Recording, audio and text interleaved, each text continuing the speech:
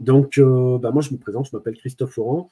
Je suis chef de projet, je suis coach et je suis développeur web, on va dire plutôt junior. Donc, je travaille avec Johan. Je suis, ce qu'on va dire, en reconversion permanente. Je fais bien écho avec ce que vient de dire l'intervenant précédent. Alors, fut un temps, j'ai travaillé sur des processus métiers. On a embarqué tout ça dans une application avec un outil BPM, Business Process Management. C'était très intéressant. On avait des procédures qui étaient magnifiques, on avait des jolis cycles de projets en V, on avait des utilisateurs qui étaient hyper disciplinés, les managers étaient vraiment heureux, l'entreprise se portait bien, c'était vraiment génial. Sauf que voilà, en fait, dans la vraie vie, à Houston, on a un problème avec une grosse faute d'orthographe, mais c'est pas grave. Les procédures, elles se déphasent rapidement avec la réalité de terrain, et puis les utilisateurs ne peuvent plus respecter les procédures, ils les contournent ou ne les font plus. C'est un problème. En fait, la réalité, le besoin évolue et la maintenance du système est vraiment lente. Donc, les procédures sont longues, très détaillées et tous les cas veulent être traités en même temps. Donc là, on a atteint les limites de l'adaptation de l'outil. Voilà, j'y ai cru. Mettre de la procédure à tous les niveaux dans la vraie vie, en fait, ça ne fonctionne pas. J'en ai tiré 3 leçons. La première, c'est l'adaptation est primordiale. Si vous ne pouvez pas y tirer rapidement, ça coincera tôt ou tard. Et deuxième leçon que j'ai apprise, c'est que l'humain est la clé. J'ai aussi appris qu'il y a une différence entre complexité et compliqué. Pas tout à fait la même chose, même si dans le verbe, on dit un peu que c'est pareil, mais grosso modo, quand c'est complexe, laissez tomber, il faut laisser gérer par un humain les procédures, c'est pas possible. Alors, l'humain a naturellement de très bonnes capacités d'adaptation, et là, je commence à parler d'agilité. D'ailleurs, sur France Travail, les capacités d'adaptation, elles arrivent en numéro 2 sur les qualités indispensables. Mais là, je dis ça, je dis rien. Quand je parle d'agilité, je ne parle pas de tout ce qui est méthode ou framework. Ces méthodes, elles ne sont pas applicables in extenso pour moi, il faut les adapter. Et personnellement, adapter une méthode, je préfère m'adapter tout de suite, en fait, plutôt que de prendre du temps pour m'apprendre une méthode. Alors, j'ai travaillé avec ces personnes-là en agilité comportementale. J'ai été formé, ils ont écrit plein de choses sur l'agilité. Moi, je vous invite à aller sur leur site. Ils sont vraiment très bien. Et il y a plein de littérature, il y a des vidéos, il y a plein de choses qui expliquent ce que c'est que l'agilité comportementale.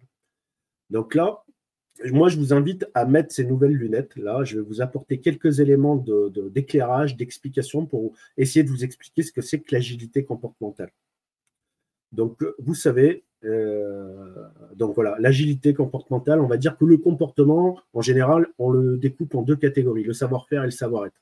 Vous connaissez ça, on entend souvent parler, mais l'agilité comportementale, on va rajouter une catégorie que l'on n'a pas encore, qui s'appelle le savoir-agir. Le savoir-agir, on a 3 postures à l'intérieur, d'après le modèle, donc l'anticipation, les capacités de coopérer et les capacités d'innover.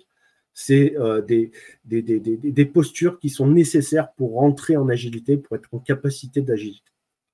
Autre élément important sur cette capacité à innover, à coopérer et à anticiper, c'est de toujours être en phase avec le contexte qu'on va voir arriver. C'est-à-dire que chaque action que vous allez avoir à faire, il faut toujours qu'on soit en phase avec son contexte. Si vous êtes décalé avec le contexte, si le contexte attend de vous que vous coopériez de manière exagérée, vous allez être en décalage et vous n'allez pas être dans l'agilité. Donc, par exemple, très rapidement, je prends un dev au hasard. Si vous le mettez dans un contexte de startup ou dans un contexte de pas startup, il ne va pas agir de la même manière en termes d'anticipation. Un va plutôt être en intelligence de situation et l'autre va plutôt être dans la planification. Mais on reste quand même dans l'agilité. Voilà, maintenant, je vous pose la question. Vous êtes à l'aise plutôt dans une startup ou plutôt dans quelque chose de très hiérarchisé, très verticalisé?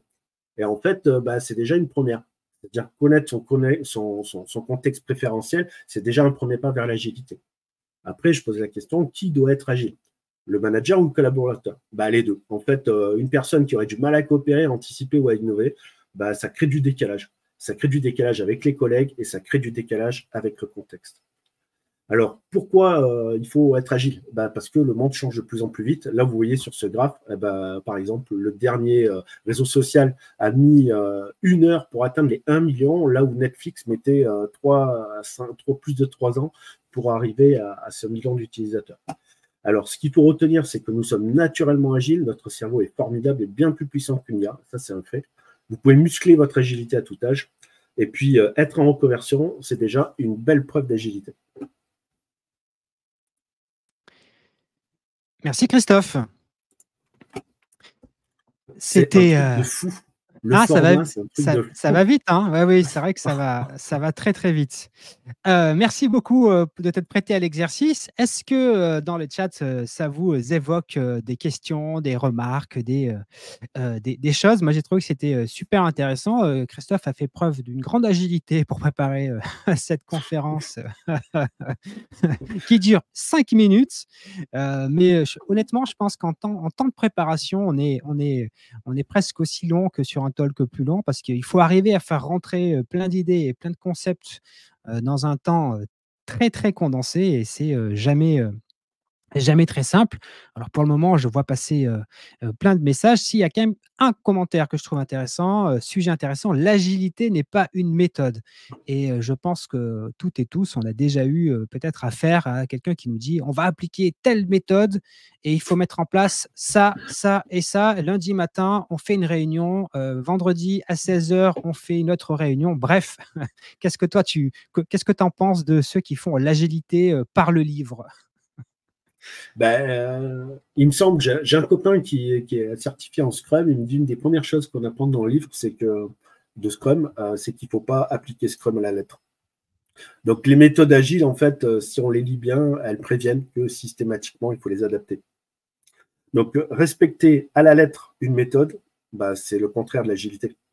Parce que l'agilité comportementale, elle doit prendre en considération son contexte. Et dans le contexte, on comprend l'entreprise dans laquelle on est, l'écosystème dans lequel on est, le pays dans lequel on est, l'équipe, les copains, les collègues, la famille. En fait, il y a plein de choses qui rentrent en jeu. Et en fait, appliquer une méthode à un endroit, dans une startup, tu prends la méthode Scrum, par exemple. Alors, elle est très bien, la méthode Scrum, je ne la critique pas, mais c'est juste pour prendre l'exemple d'appliquer une méthode à la lettre. Donc, si tu vas dans une startup, tu appliques des itérations rapides, ok, ça va arriver à passer, grosso modo. Mais si tu vas dans une entreprise publique, du fonctionnariat, tu vas voir que les itérations rapides, non, parce qu'il y a tout un circuit de validation, des modifications, et puis il y a des circuits de décision, et du coup, des itérations, elles ne peuvent pas être rapides. Donc, on va pas être, ça va pas être possible d'appliquer ces méthodes-là. Ouais, c'est vrai. Ouais. Il y a un autre commentaire que je trouve intéressant de Jean-Marc qui nous dit c'est fou, en fait, nous sommes profondément agiles naturellement.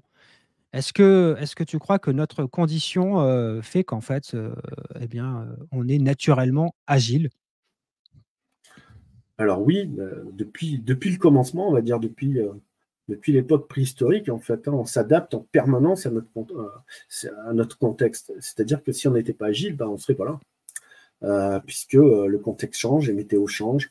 Et en fait, on s'est rendu compte, Jérôme Baran l'explique très bien dans son livre et puis dans ses petites vidéos, c'est qu'en fait, c'est l'homme qui a créé le contexte dans lequel on est aujourd'hui, pour maîtriser justement l'incertitude.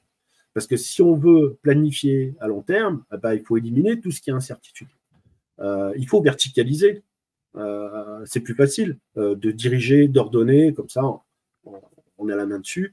Et en fait, on se rend compte qu'aujourd'hui, avec la société qui change très vite, tous ces paradigmes-là ne tiennent plus. C'est-à-dire, là, aujourd'hui, avec Internet, les réseaux sociaux, on est plutôt sur une horizontalité. Avec le télétravail, on s'est rendu compte que tout ce qui était verticalité était beaucoup plus dur à reproduire. Et pourtant, les équipes restent performantes. Donc, c'est la capacité d'adaptation qui permet naturellement à relever les problèmes. Et au début de mon exposé, je parlais de procédures. Et les procédures, c'est bien les procédures quand elles sont dans le bon contexte. Mais quand on a des lois qui changent, quand on a les envies, les besoins des utilisateurs qui changent, tout ça, si on n'est pas en phase, le décalage se crée très vite. Et on n'est plus dans quelque chose de naturel. D'ailleurs, je me rappelle très bien d'avoir des utilisateurs qui ne respectaient pas du tout les procédures et qui étaient on va dire, en agilité complète et qui avaient des meilleurs résultats que ceux qui respectaient les procédures. Tiens, il y a un autre commentaire que je trouve intéressant, quelqu'un qui dit, «Quel télétravail? Celui, que tout le monde ne veut plus parce que tout le monde suit les States». Alors peut-être je vais interpréter la question. C'est, aujourd'hui, on a, quelques mouvements, qui souhaiteraient peut-être revenir en arrière sur le télétravail. Toi, qu'est-ce que tu en penses vis-à-vis de l'agilité et sur le fait que certains souhaiteraient qu'il y ait, disons-le, une forme de retour en arrière sur ce point-là du télétravail?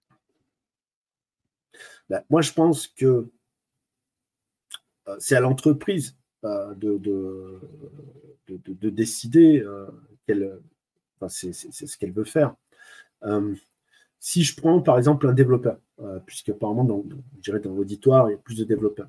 Si vous mettez un développeur dans une voiture ou dans les transports en commun, il se déplace, il arrive au boulot, il rencontre des collègues de travail, il discute, il va en réunion, il se déplace encore, après il revient, ben moi je dis en télétravail, il est beaucoup plus efficace.